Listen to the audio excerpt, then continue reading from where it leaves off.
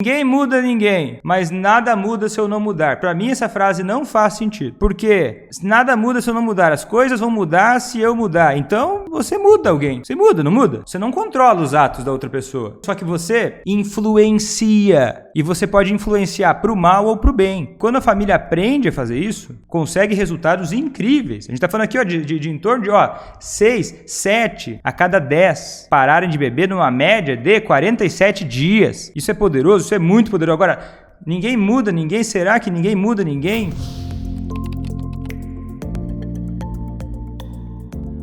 Seja muito bem-vindo, seja muito bem-vinda a mais um vídeo aqui no meu canal, em que eu falo sobre estratégias para você levar quem você ama a parar de beber. O meu nome é Vitor Blasius, eu sou médico psiquiatra e o tema de hoje é sobre grupos de ajuda mútua para familiares de alcoolistas.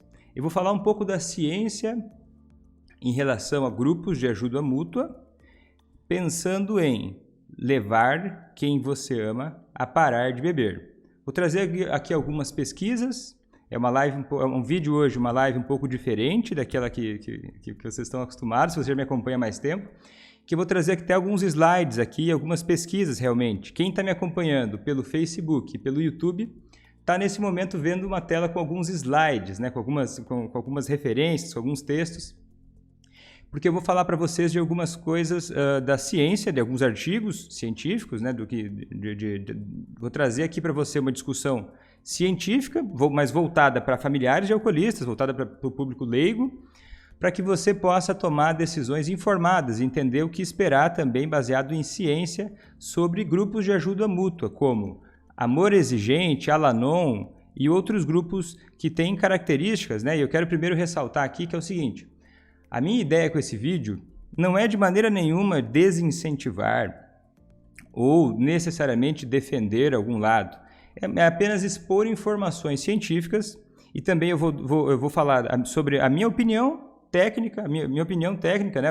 Eu sou Vitor Blasius, eu sou médico psiquiatra, né, que eu trabalhei muitos anos com dependência química e os últimos anos eu tenho trabalhado só com familiares de alcoolistas. Então é o seguinte, vou falar sobre a minha opinião técnica também a respeito desse assunto, certo?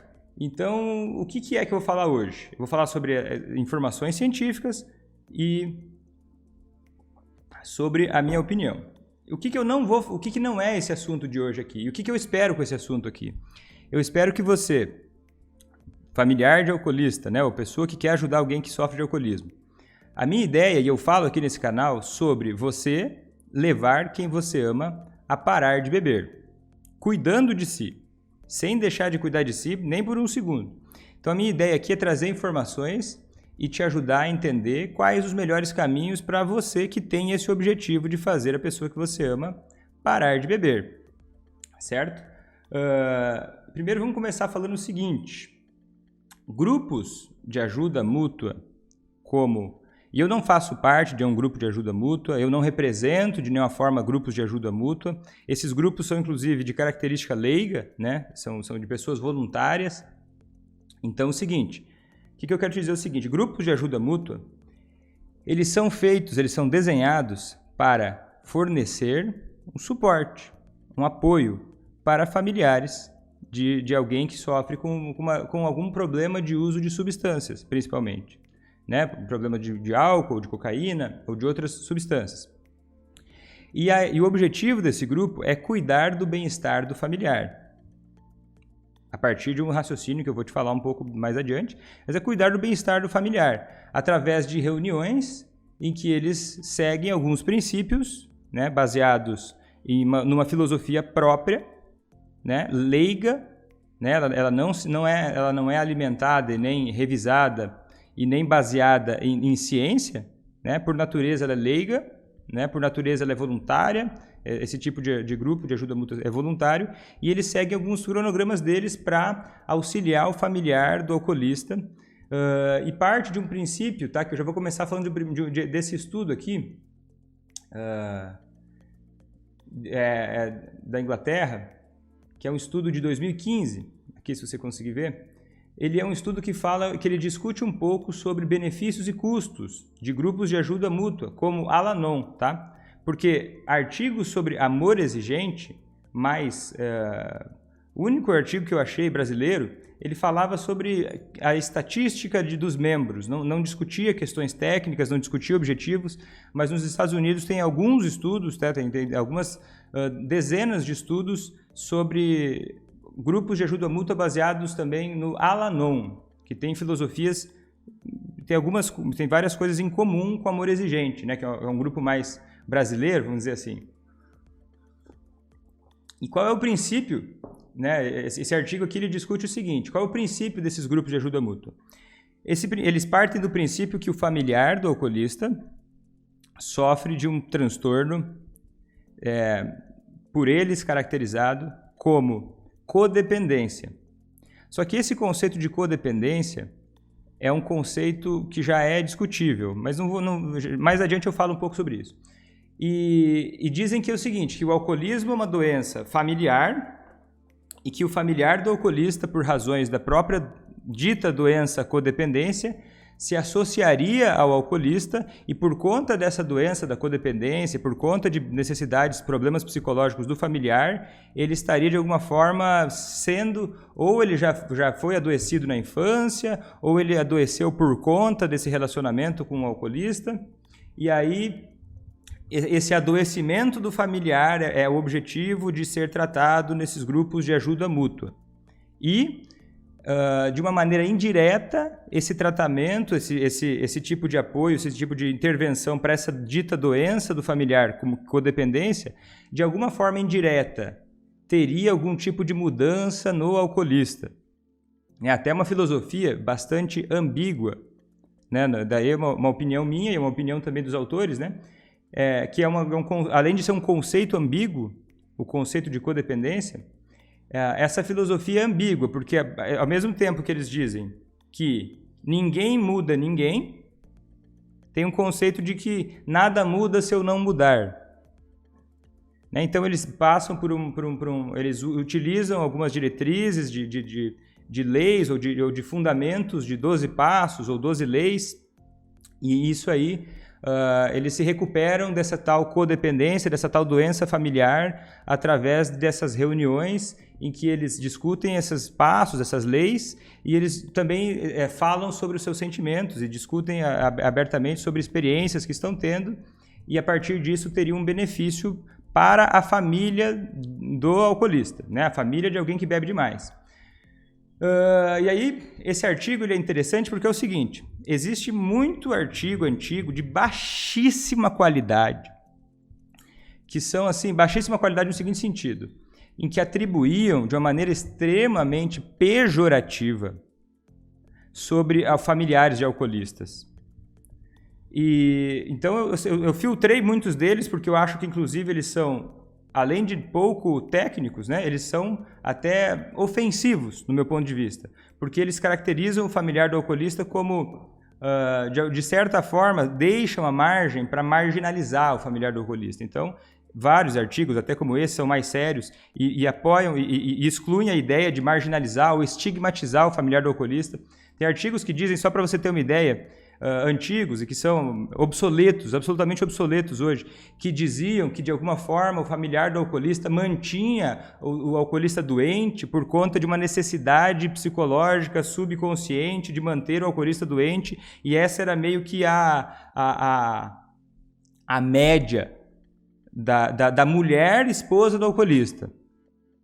Então, na minha visão, isso é ofensivo, na minha visão, isso é marginalizante e não corresponde com o que a gente tem de conhecimento científico, então eu pulei essa parte, tá?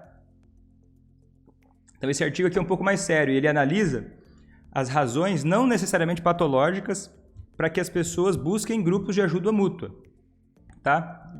Os motivos não necessariamente patológicos para que as pessoas busquem grupos de ajuda mútua, porque existem muitos benefícios de grupos de ajuda mútua. E eu vou te falar algumas coisas sobre eles. Pegar o resumo aqui. Ele fala o seguinte, que a relação com o alcoolista, ela não necessariamente ela é uma relação, não necessariamente uma pessoa aceita se relacionar com o alcoolista por motivos doentes. Eu acho isso um pouco óbvio de ser dito, mas tem que ser dito, é o que está escrito aqui, né? E que existem alguns benefícios, né, nas pessoas que convivem e amam alguém que sofre da doença do alcoolismo. Benefícios relacionados à própria escolha, à própria identidade social, os valores, questões relacionadas à segurança, à estabilidade e até mesmo à esperança.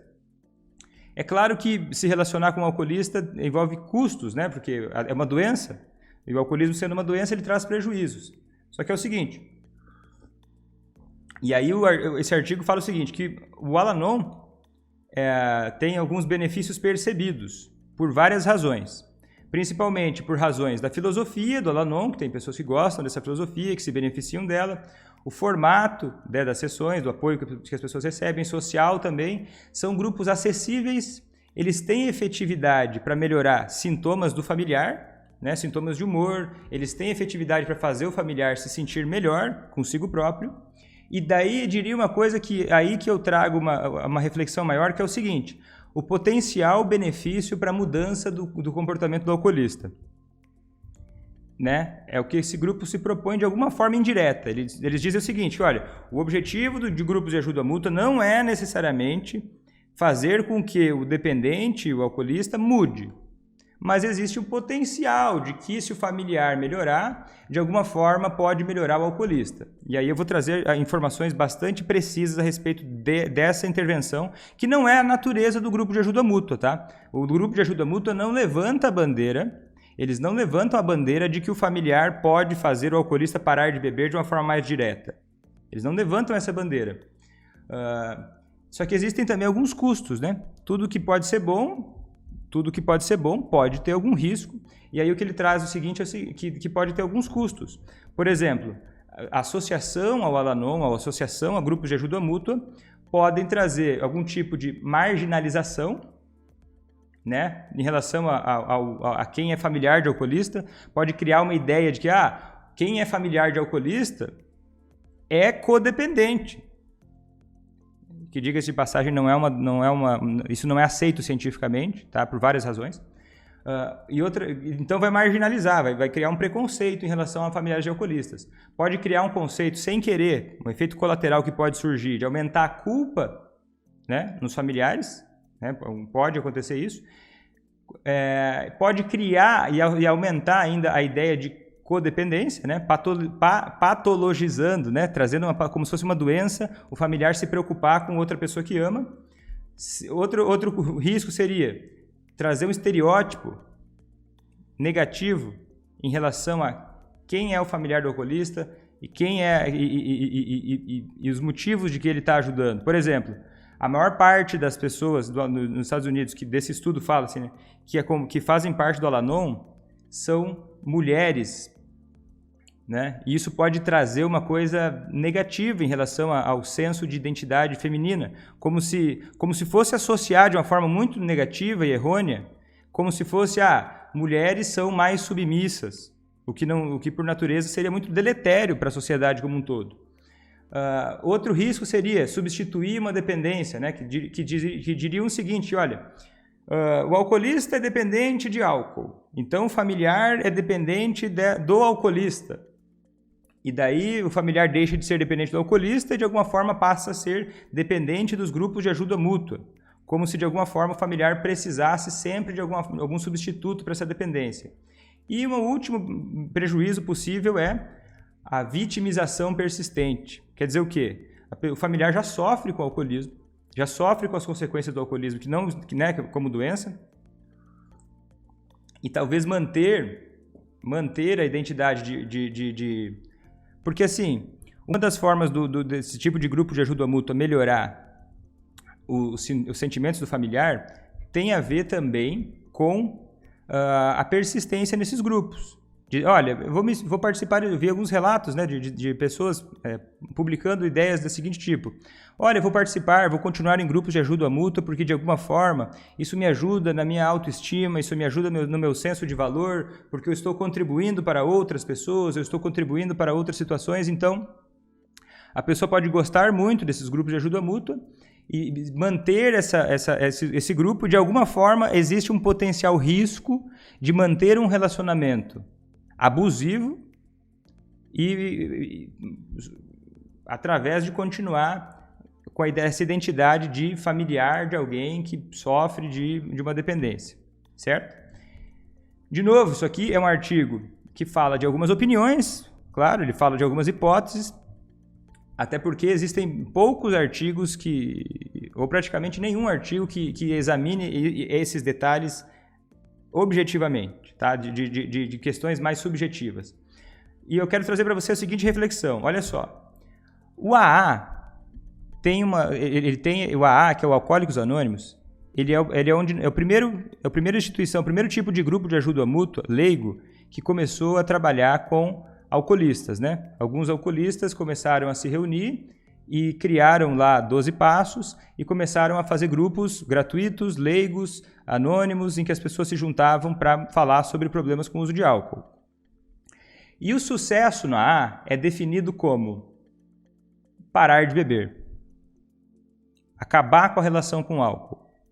O AA, existem estudos científicos sérios, com evidência científica, dizendo que o AA, ele sim está associado, de alguma forma, com parar de beber e se recuperar, ficar mais tempo sem beber. Estudo fala, olha, o AA é um caminho. O AA é possível, ele ajuda, ele é indicado, né, para esse objetivo de parar de beber. Serve para todos? Não. Mas ele pode ser muito útil. Quem for no AA, a ciência apoia e está associado a mais tempo sem beber, a recuperação, a sobriedade. Agora, a Al-Anon, né, não tem como objetivo, por exemplo, olha, pensa só o raciocínio. Se o problema da codependência é estar associado a uma pessoa que tem um comportamento destrutivo, teoricamente, olha o raciocínio. E o problema do codependente é que ele está numa relação abusiva, uma relação patológica, e ele não deveria estar dependente de uma pessoa autodestrutiva. O objetivo não é terminar esse relacionamento, né? Não é terminar esse relacionamento. E até o que diz o seguinte, as pesquisas mostram que 81% das pessoas que frequentam o Al-Anon continuam envolvidos com a pessoa que bebe demais. Então, qual seria esse objetivo? Qual seria o objetivo, então, do Al-Anon, né? Por isso, essa é mais uma das razões do porquê o Al-Anon e o Amor Exigente, esses outros grupos, o objetivo deles não é fazer o alcoolista parar de beber. Não é esse o objetivo. O objetivo é prestar, de alguma forma, suporte familiar, que é importante, né? Não estou negando isso de maneira nenhuma, que é importante para o familiar. Mas se existe um grande problema na sua casa, um problema de alcoolismo na sua casa, essa pessoa que você ama tem uma doença do alcoolismo, aí é um questionamento que eu trago para você.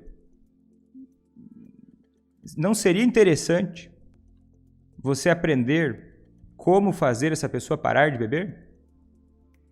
Não seria interessante você aprender como lidar para que esse problema do alcoolismo fosse resolvido de uma forma construtiva? É um questionamento que eu trago. Agora é o seguinte, possíveis benefícios do AA, né? A filosofia, como eu falei para vocês um pouco antes, né? Porque o AA, ele traz pelo menos a ideia, o Al-Anon, né? O Al-Anon, ele traz a ideia de que pelo menos, olha, o alcoolismo é uma doença. Eu vou discutir de novo, porque o conceito de doença que o Al-Anon traz, ou o Amor Exigente traz sobre o alcoolismo, não é científico. É um conceito antigo, é um conceito ainda arcaico. Mas pelo menos ele chama de doença. Pelo menos ele diz, olha, não é uma sem-vergonhice, não é uma falta de caráter. Pelo menos traz a ideia de que o alcoolismo é uma doença. De novo, arcaico, de novo, antigo, mas traz. Então promove uma ideia de que, olha, existe uma doença a ser lidada. Muitas pessoas gostam do Al-Anon por conta de uma orientação espiritual que ele traz, né, de uma forma ou de outra espiritual. Gostam do formato anônimo do Al-Anon e se beneficiam do formato em grupo, né? Grupos são bons. Eu sou entusiasta de grupos, trabalhei bastante anos com grupos e acredito muito no poder do grupo para melhorar a vida das pessoas. Outra coisa que o Al-Anon traz, suporte social. né? Você cria um círculo de amigos, um círculo de pessoas que você pode se relacionar, que você não fica isolado. E ele também, ele traz, ele ajuda as pessoas a terem um papel, né? Papéis. Olha, eu sou uma pessoa que ajuda a outra, eu sou uma pessoa que faz parte de um grupo, ajuda num senso de identidade, de autoestima, né? Outros benefícios são acessíveis, né? Existem muitos grupos de ajuda mútua, no Brasil também existem, né? De Amor Exigente, de Al-Anon, em muitas e muitas cidades do Brasil, e eles são gratuitos, então são benefícios. E várias pesquisas mostram, tá? Se a gente for avaliar, e é importante, o bem-estar do familiar é importante, esses grupos, eles tendem a, quando o familiar segue nesses grupos, tendem a ter alguma melhora no bem-estar do familiar. Tendem a ter alguma melhora nos sentimentos, né? Diminuem sintomas de depressão, diminuem sintomas de raiva, melhoram a qualidade do relacionamento em algum grau, certo? O que eu discuto aqui não é isso. O que eu discuto é as custas de quê? Tá? As custas de quê? Porque na medida em que você não está trabalhando para fazer quem você ama parar de beber, até que ponto é interessante e até que ponto é o seu objetivo melhorar apenas o seu bem-estar? Ok, mas Vitor, será que existe alguma alternativa? Vou te mostrar. E outra coisa, outro benefício potencial do Al-Anon é que o familiar que vai no Al-Anon ou no Amor Exigente, ele tem a tendência a desejar que o alcoolista vá também no AA.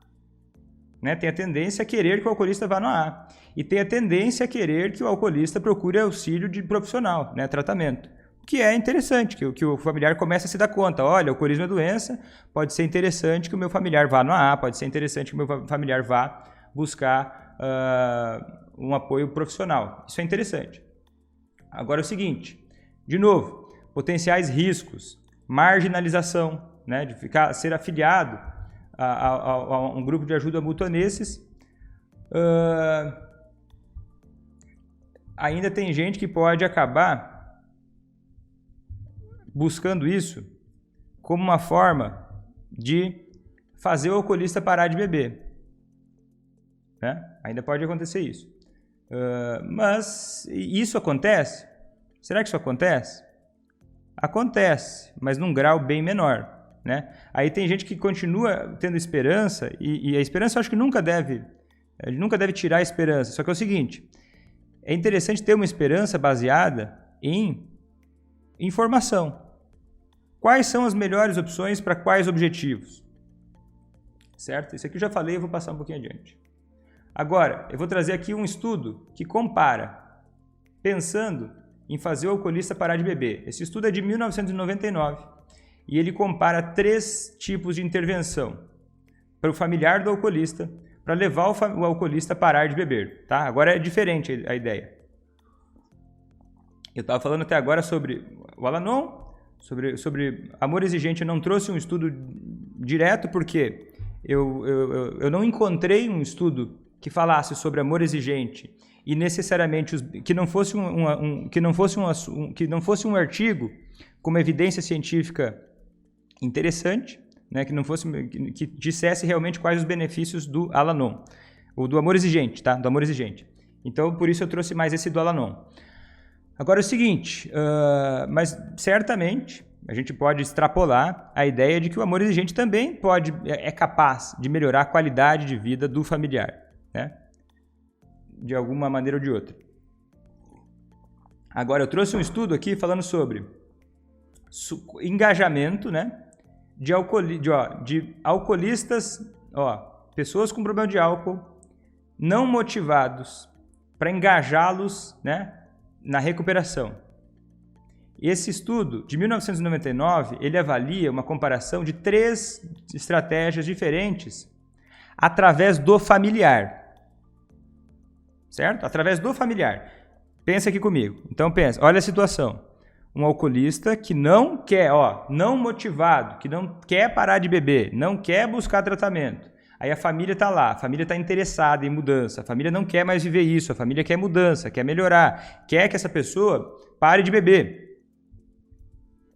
Então, o familiar com esse interesse convivendo com um alcoolista resistente a tratamento. Pegaram esse estudo em 1999 e compararam 3 intervenções diferentes. Uma delas, Al-Anon. Pegaram pessoas e colocaram esses familiares envolvidos no Al-Anon e nesse programa de 12 passos do Al-Anon, certo? E não é o Al-Anon puro.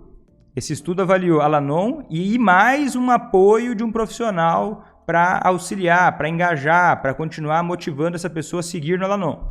Então, um pouco mais do que só o grupo de ajuda mútua. Segunda estratégia, né? Al-Anon. Outra, intervenções. Quando o familiar usava uma estratégia americana chamada de Johnson's Institute Intervention, que é uma intervenção confrontativa da família. Tá? Uma coisa mais antiga que no Brasil não se aplica muito por boas razões. Eu acredito que boas razões, certo? Porque é confrontativa, daqueles tipos eu até tenho um vídeo explicando sobre isso no meu YouTube, lá se você colocar intervenções e Vitor no YouTube, Vitor Blasio, intervenções, você vai entender um pouco melhor que estratégia é essa. E a terceiro grupo é qual?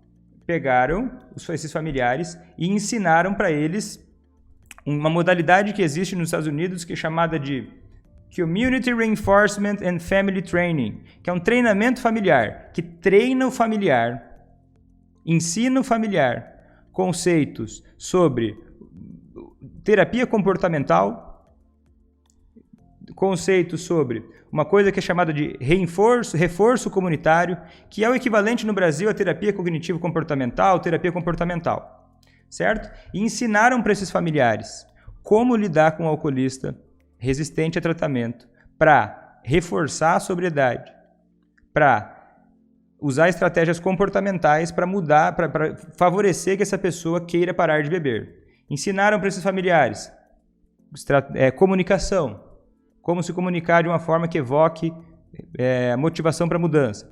Ensinaram para esses familiares como não reforçar o alcoolismo. Ensinaram para esses familiares como reforçar a sobriedade. Reforçaram para esses familiares a ideia da necessidade de se cuidarem, né, de cuidar do próprio bem-estar também. Então, aqui. E o que aconteceu?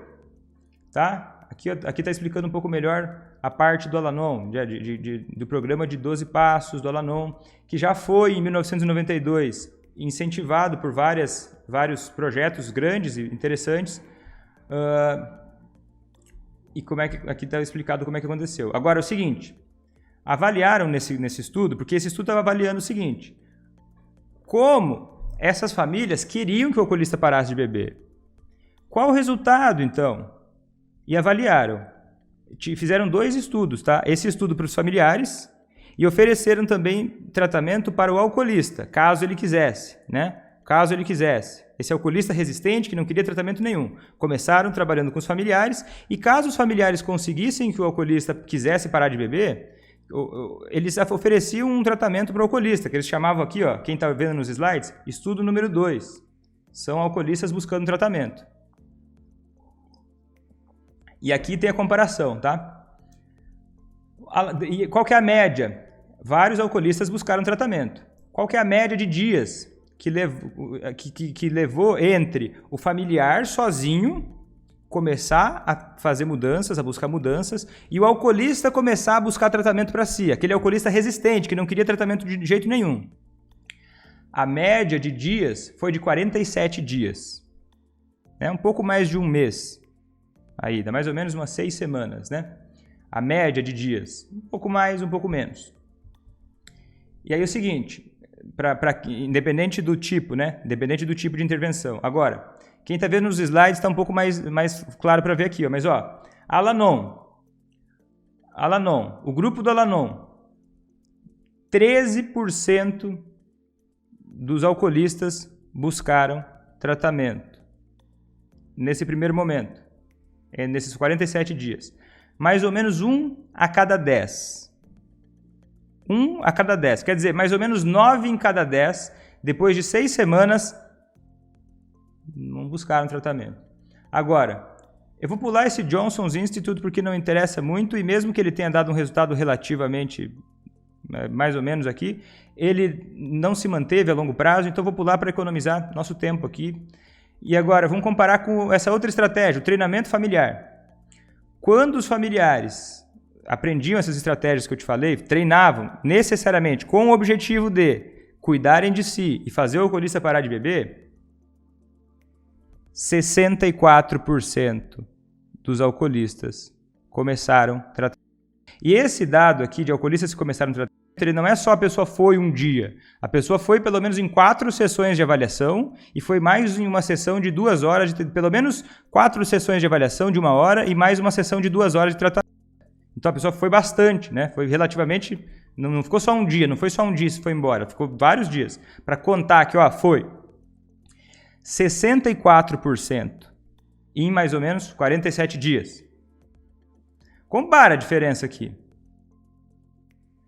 6 ou 6,5 a cada 10 buscaram tratamento. E depois de 1 ano, vamos ver, depois de 1 ano, e Vitor, depois de 1 ano, eles reavaliaram. Quem estava usando a estratégia do Al-Anon foi de 13% para 20%, quer dizer, 2 a cada 10 buscaram tratamento. Enquanto que nessa outra modalidade, 67%, né, nesse estudo. Então, quase 7 a cada 10. Olha a diferença. De 1 a 2 a cada 10 para mais ou menos 7 a cada 10. Será que dá para fazer quem você quer fazer? Será que dá para o familiar? Será que o familiar tem poder de levar o alcoolista resistente a querer parar de beber?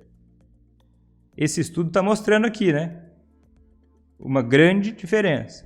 Vou colocar em outra tabela aqui, olha esse gráfico aqui, A gente tem esse dado aqui, A gente está falando aqui em mais ou menos 47 dias, tá? Mais ou menos 4, 6 semanas. Olha a diferença. Entre craft aqui é quando o familiar aprende a lidar com o alcoolista diretamente para fazer ele parar de beber. 64%. Intervenções, 30%, mas a maioria abandonava o tratamento, era a estatística um pouco menor de continuidade. Então não é tão interessante assim. E ela não aqui, comparando aqui, 1 ano, tá? Olha, não 1 ano, olha aqui. A gente viu aqui, 20%, que é depois, 12 meses. 20%. Olha a diferença. É mais de 3 vezes mais eficaz. Aí pensa o seguinte, você quer fazer o seu familiar parar de beber. Vamos dizer que esse seja o problema que você queira resolver. Você quer que essa pessoa que você ama melhore do alcoolismo, pare de beber, melhore a qualidade de vida, melhore o relacionamento. Você quer que essa pessoa que você ama cresça emocionalmente, que ela prospere nas várias áreas da vida dela. E vamos dizer que existam 2 coisas para você escolher para esse objetivo. Uma delas tem uma eficácia de 20%. A outra delas tem uma eficácia mais do que 3 vezes maior. O que você ia preferir? Vitor, mas olha só, essa pessoa que eu amo, que quer parar que eu quero fazer, eu estou sofrendo com o alcoolismo de quem eu amo. Eu estou sofrendo, Vitor, olha só, o familiar do alcoolista, ele sofre com o alcoolismo de alguém que ama. Ele fica desgastado emocionalmente. Ele cansa. Você está querendo sugerir, então, que eu vire, que eu passe a voltar a minha vida toda para ele? É isso? Essa é a ideia? Que eu me deixe em segundo plano para fazer ele parar de beber? Absolutamente não. Absolutamente não. Essa pesquisa também, e várias outras revisões, já avaliaram, comparando, qual é o nível de qualidade de vida do familiar quando ele aplica cada uma dessas 3 intervenções. E o que a gente tem é que qualquer uma das 3, tá? Qualquer uma das 3 tem o potencial de, pelo menos depois de meses, melhorar a qualidade de vida do familiar. De uma forma comparável, no mínimo comparável, de melhorar o relacionamento. Só que uma delas, vamos pensar assim, daí agora eu vou falar para você uma visão minha. Uma delas, né, vamos pegar aqui a Al-Anon, ou Amor Exigente. Uma delas é voltada a melhorar a qualidade de vida do familiar, sem necessariamente endereçar o problema do alcoolismo. Eu não acredito, né? Eu não acredito, pelo menos eu, sim, daí agora é uma opinião, não é uma opinião. Você pode ter uma outra opinião, Mas eu não acredito que a melhor forma de você resolver um problema é você meramente buscar um apoio para você se sentir melhor em relação ao problema.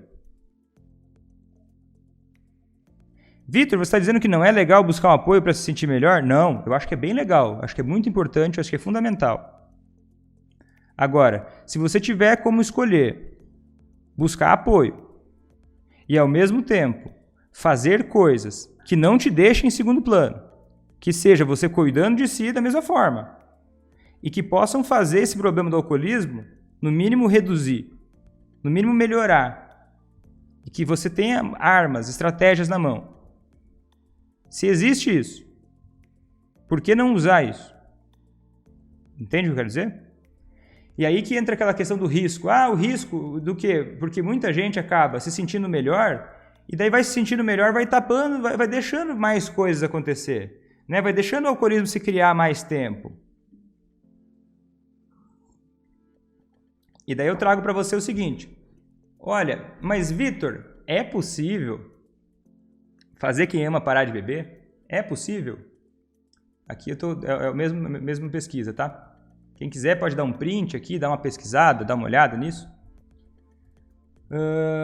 Agora é o seguinte, um outro artigo assim de 86, tá? 1986, que começou a avaliar o seguinte, porque ainda era um questionamento, né? Ainda a ciência questionava um pouco mais, é necessário esse tipo de questionamento. Se é possível mesmo um membro da família, alguém que está envolvido, né, iniciar e promover tratamento em pessoas que bebem demais, que são resistentes. É possível? É possível?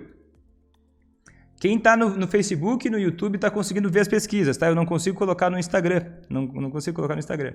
Quem está no YouTube e no Facebook consegue ver, tá? É possível? Um estudo aqui, ó, do Sissoms e Asrin, de 1986. E começou a avaliar. Olha, será, 86, será que o familiar do alcoolista, ele consegue, ele está sofrendo, a gente sabe que familiares de alcoolistas sofrem, né? Ninguém tem dúvida disso, é uma doença séria que impacta. Agora, será que os familiares de alcoolistas são capazes, sozinhos, sem o alcoolista participar, fazer o alcoolista parar de beber, no mínimo de mudar alguma coisa, são capazes de impactar? Aí, olha só, 1986, eu peço desculpa para vocês que eu não achei, eu também não produzi, esse aqui é do artigo original, então, naquela época era em papel, né? Era em papel, então está um pouco apagado algumas palavras aqui, ó. Drinking, esse aqui é beber, tá? É beber. Aqui está avaliando o alcoolista. Aqui está avaliando o alcoolista, né? Quem foi tratado nesse estudo? Quem recebeu intervenção nesse estudo? De novo, olha aqui, ó. O familiar. O alcoolista não estava envolvido nessa intervenção. Não estava envolvido, ele não estava lá. Quem estava lá eram os familiares, ó. Pegaram, ó, os familiares e ensinaram eles, ó, a fazer reforço comportamental, a trabalhar, ó, trabalhar em cima de reforço comportamental, trabalhar em cima de estratégia de comunicação, se baseando em princípios conhecidos da ciência comportamental, certo? E esses estudos avaliaram, ó, alcoolistas não motivados, pessoas que não queriam parar de beber. Não era o alcoolista que estava lá tentando parar de beber, só o familiar. E aí olha só, alguns resultados. Compararam dois grupos, né? Esse aqui é o tradicional e esse aqui é o familiar que recebeu esse reforço. E os grupos, só que esse resultado aqui é em relação aos dias que o alcoolista bebeu. Aqui, ó, em cada mês. Começando antes do tratamento, a média era e os dois grupos, o alcoolista era tão grave quanto. Olha só, a média desses alcoolistas era de 25 dias por mês bebendo, no começo, antes. Começaram pegando familiares de alcoolistas que não queriam parar de beber, que bebiam praticamente todo dia. Grandes quantidades de álcool todos os dias. Então, os grupos eram parecidos. E olha só, agora avalia aqui, ó, o modo tradicional, Qual é o modo tradicional? Vamos voltar lá para ver o modo tradicional? O modo tradicional é qual? É a família receber aconselhamento tradicional. Quer dizer o quê? A família ir lá conversar com um terapeuta, um conselheiro, né? Nos Estados Unidos é o counseling, não é bem um psicólogo, para o quê? Para expressar as emoções, para receber o apoio profissional, ir lá desabafar sobre os problemas, para receber apoio de alguém. Esse é o grupo tradicional. Esse outro grupo de familiares receberam um treinamento mesmo. Olha a diferença. O familiar que foi lá só para receber um apoio emocional, que é importante também, olha o impacto no alcoolista. Primeiro mês, chegou até a aumentar um pouco, né? Mas não é estatisticamente, é pouca coisa, né? Não dá para dizer que aumentou, mas não mudou muito, pelo menos. Ó, depois de 3 meses, praticamente não mudou o alcoolista. Ó, os dias bebendo, praticamente não mudou para o alcoolista. Agora, olha só, o familiar que recebeu o treinamento familiar, que recebeu um treinamento de reforço, ó, reinforcement, reforço comportamental, para incentivar a sobriedade, para não incentivar o alcoolismo. Olha só o que aconteceu no primeiro mês. Primeiro mês, subiu de 25 para menos que 10 dias bebendo por mês. Já pensou? Estava bebendo todo dia. Caiu mais de 1/3 no primeiro mês. E aí o segundo mês, Vitor, subiu de mais ou menos 8, 9 para 10. Tá igual, né? Mais ou menos se manteve no segundo mês. Terceiro mês, caiu. Quarto mês, zerou. Quinto mês, aí chegou a 5 dias no mês. Mas olha só a comparação. Olha só a comparação. A gente está falando de um estudo aqui de 1986. E aí o que diz esse estudo? Que olha, quando começaram, os bebedores resistentes a tratamento eram comparáveis nos termos de frequência, né, antes de qualquer intervenção do familiar. Agora, quando, olha o que está dizendo aqui a discussão, quando o familiar recebe um treinamento, né, só, non-alcoholic client alone, só o familiar, sem o alcoolista, descobriram que isso reduziu o consumo de álcool do alcoolista, mesmo antes de qualquer tipo de tratamento. Mesmo que o familiar, mesmo que o alcoolista não tivesse buscado tratamento, mesmo que o familiar não tivesse entrado em tratamento, diminuiu. Numa redução, mesmo sem tratamento nenhum, em torno de 50%. Então, o que esse estudo mostra? Em 86, tá? Isso tá fazendo muito tempo. Agora é o seguinte, já começou lá, e já faziam alguns anos, né? Que já existiam vários estudos sobre isso. Mostraram que é o seguinte, que as teorias sobre não dá para ajudar quem não quer ser ajudado, que o familiar tem mais que se desligar, que é errado o familiar se preocupar com o alcoolismo. Porque olha só, uma teoria lamentável de 1953 dizia que, olha, na verdade, o familiar do alcoolista, ele mantém o alcoolista bebendo porque ele tem necessidades psicológicas próprias. Esse estudo mostra, tá? E ele quebra isso em 86, dizendo que não é justo, de alguma forma, que ele não acha justo classificar que o familiar do alcoolista quer manter o alcoolista bebendo. Não é justo pensar isso. Só que o problema é que o familiar não aprendeu habilidades para modificar o comportamento de quem bebe demais. Essa é a conclusão do estudo. E ter uma perspectiva mais funcional sobre os comportamentos, né? E, né, sobre o comportamento, como o comportamento de beber foi aprendido, e aprendendo esses conceitos, é possível reverter esse mecanismo de aprendizado do alcoolismo. Certo? Enfim, estamos chegando no fim. Eu tentei simplificar da melhor forma possível, tá? Tem muitos estudos, tá? Tem muitas outras, daria para fazer muitas outras lives sobre esse assunto, mas eu queria trazer para vocês pelo menos o básico, para trazer a seguinte ideia para você, que olha só, Vitor, você está dizendo então para que as pessoas não procurem grupos de ajuda mútua? Não estou dizendo isso, tá? Não estou dizendo isso em absoluto. Só quero te dizer o seguinte, que você tem opções. Como é que eu faço para buscar essas opções, Vitor? Aí entra um desafio, tá? Existe um desafio. Que a maior parte dos profissionais hoje não estão preparados. No Brasil, mais ainda. Nos Estados Unidos já está começando a aumentar isso. Mas os profissionais hoje não estão tão preparados para ensinar o familiar como levar o alcoolista a parar de beber. Ainda não estão tão preparados. Então, é o seguinte. O que você pode fazer? Você pode continuar acompanhando, você pode continuar assistindo os vídeos, que eu ensino muito disso aqui.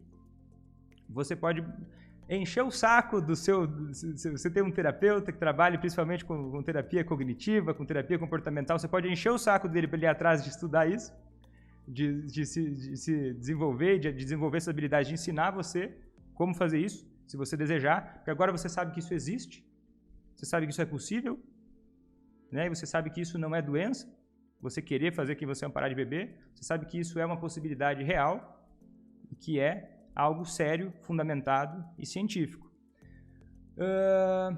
E o que mais? Então, o pequeno passo que eu te dou, aplicável é você seguir. Se você quer fazer quem você parar de beber, você tem condições de fazer isso. Isso não implica em dizer que a família é o problema, que a família causou o alcoolismo de alguém. Não. Mas a gente tem noções muito claras de que os comportamentos humanos, eles são voltados, principalmente o alcoolismo, né? Ele inicia, mantém e pode ser mudado através de mudanças no contexto, previsíveis, mapeáveis, que podem ser orientadas. Você pode ter estratégias diretamente voltadas a fazer quem você vai parar de beber, com esse tipo de conhecimento. Ninguém muda ninguém. Ninguém muda ninguém, mas nada muda se eu não mudar. Vitor, o que você acha dessa frase? Eu acho que ela não faz nem... Para mim, essa frase não faz sentido. Ninguém muda ninguém, mas nada muda se eu não mudar. Para mim, essa frase não faz sentido. Porque nada muda se eu não mudar. As coisas vão mudar se eu mudar. Então, você muda alguém. Você muda, não muda? Você não controla os atos da outra pessoa. Você não controla se ela vai abrir a boca, se ela vai fechar, você não controla se ela vai começar a fazer isso ou aquilo, só que você influencia.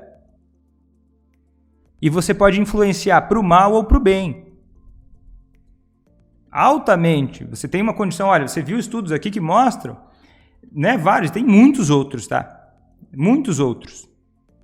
Mostrando que quando a família aprende a fazer isso, consegue resultados incríveis. A gente está falando aqui de em torno de 6, 7 a cada 10 pararem de beber numa média de 47 dias. Isso é poderoso, isso é muito poderoso. Agora, ninguém muda ninguém? Será que ninguém muda ninguém? Um pai não muda um filho? Um esposo não pode crescer junto com a esposa? Uma esposa não pode crescer junto com o esposo? As pessoas não podem se apoiar para crescerem juntas?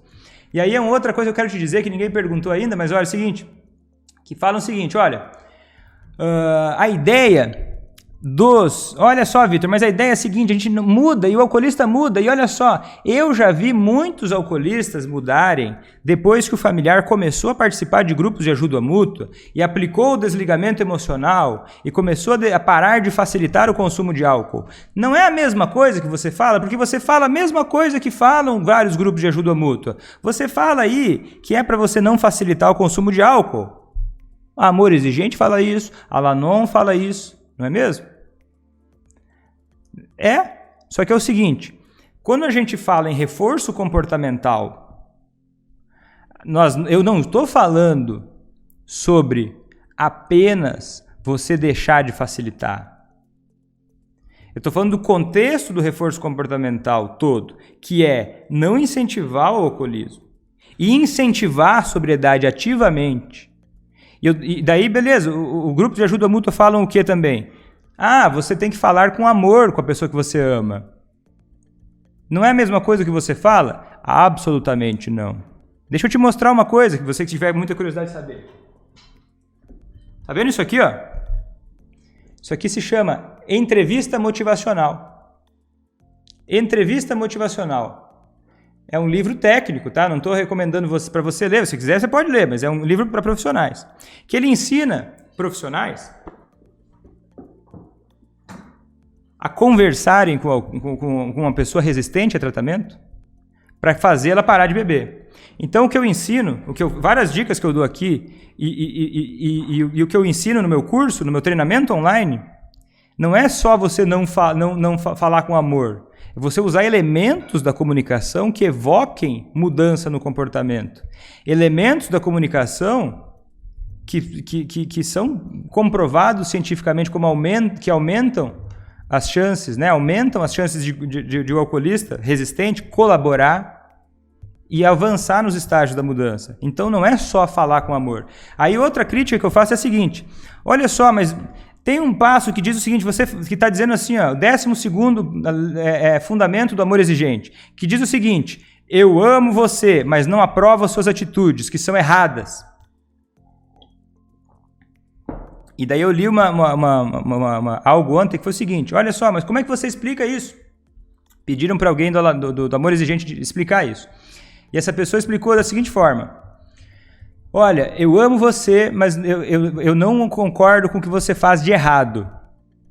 E daí qual que é o raciocínio? Olha, a família então vai começar a mudar, a família vai começar a ter um ambiente mais saudável, e aí essa pessoa, ela vai ser obrigada a mudar. Se ela não mudar, ela não vai se encaixar e ela vai ser excluída do ambiente familiar. Então é como se fosse uma pressão crescente para que a pessoa mudasse, porque é um amor exigente. Exigente. Eu sou exigente. A exigência é importante? Claro que é importante. Na medida em que você não vai aceitar, não vai tolerar situações abusivas, que você não vai tolerar viver situações doentias. Agora, se a gente está pensando em mudança comportamental, a punição por si só, você só deixar essa pessoa, só não facilitar, você cria algo chamado de reação paradoxal, que é, você cria, a pessoa já está bebendo, já está fragilizada, e ela começa a receber estímulos de que, olha, ninguém mais está pensando necessariamente em promover, em incentivar a sobriedade, está mais indo pela dor.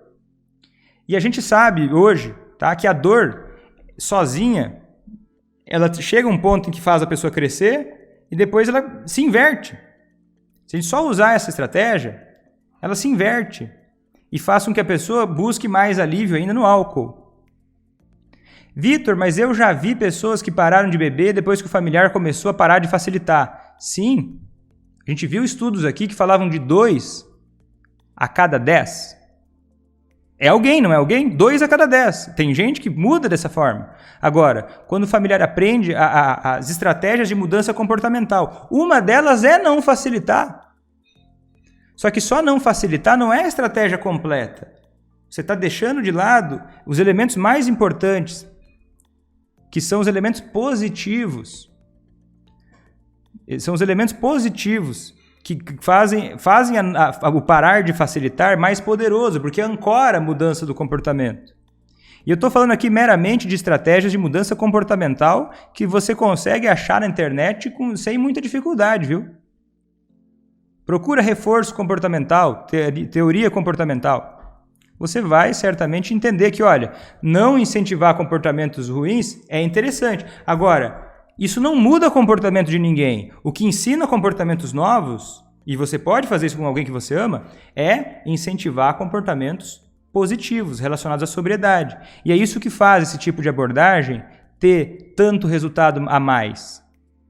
E o familiar que faz isso, ele não se coloca em segundo plano. Porque se colocar em segundo plano não permite você aplicar esse tipo de reforço comportamental. Percebe?